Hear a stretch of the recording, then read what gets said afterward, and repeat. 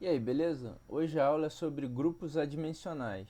Então, eu vou mostrar agora os principais grupos adimensionais obtidos pela relação entre essas forças. Então, primeiro, o número de Biot caracteriza a resistência à transferência de calor no interior de um corpo sólido. Isso você vai ver em transferência de calor. Então, o número de Biot é a resistência de condução sobre a resistência de convecção, sendo a resistência de condução igual a L sobre K vezes A, no caso o índice S é de sólido, e a resistência de convecção é 1 sobre H vezes A. E, portanto, o número de Biot é H vezes L sobre Ks. Aqui H é o coeficiente de convecção do fluido, em unidade de watt por metro quadrado vezes Kelvin, e Ks é o coeficiente de condutividade térmica do sólido, em unidade watt sobre metro vezes Kelvin.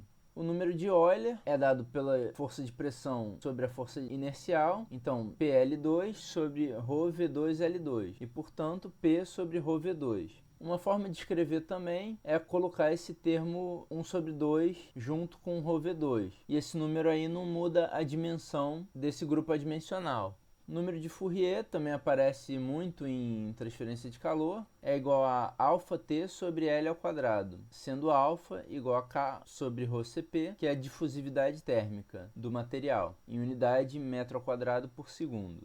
E também existe o número de Fourier de transferência de massa, que é igual a d vezes t sobre L ao quadrado, sendo d a difusividade mássica do material, em metro ao quadrado por segundo também. Nesse caso é até menos comum. O número de Fourier da transferência de calor vai aparecer bastante aí quando você estudar a matéria. O número de Freud é dado pela força inercial sobre a força gravitacional, então ρV2L2 sobre ρGL3, e portanto é igual a V ao quadrado sobre G vezes L. Uma outra forma de escrever, que aparece muito por aí também, é escrever na forma da raiz desse resultado, né? Ou seja, o número de Freud é igual a V sobre raiz de G vezes L.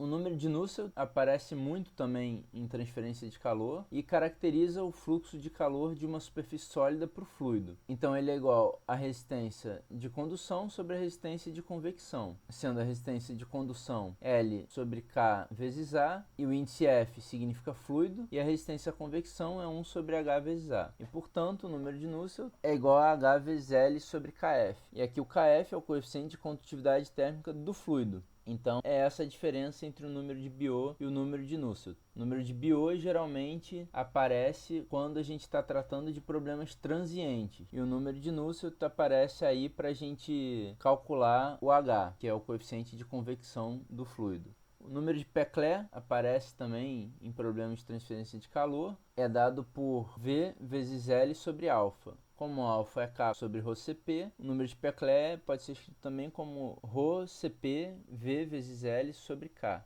E tem também o número de Peclet para transferência de massa, que é V vezes L sobre D. D, de novo, é a difusividade mássica do material. O número de Peclet pode ser escrito como o número de Reynolds vezes o número de Prandtl, que eu já vou falar deles, e o número de Peclet para transferência de massa pode ser escrito como o número de Reynolds vezes o número de Schmidt, que eu também já vou falar dele. O número de Prandtl é a razão entre duas propriedades físicas, então também é uma propriedade física. É dado por ni sobre alfa. Lembrando que ni é mi sobre ρ e alfa é k sobre ρCp. Então, simplificando os termos, o número de Prandtl é igual a mi Cp sobre k. O número de Reynolds, que aparece com muita frequência tanto em mecânica dos fluidos quanto em transferência de calor, caracteriza o escoamento como laminar ou turbulento. Ele é dado pela razão entre a força inercial e a força viscosa, ou seja, ρV2L2 sobre μ VL, e portanto ρVL sobre μ, ou VL sobre ni, já que ni é mi sobre ρ.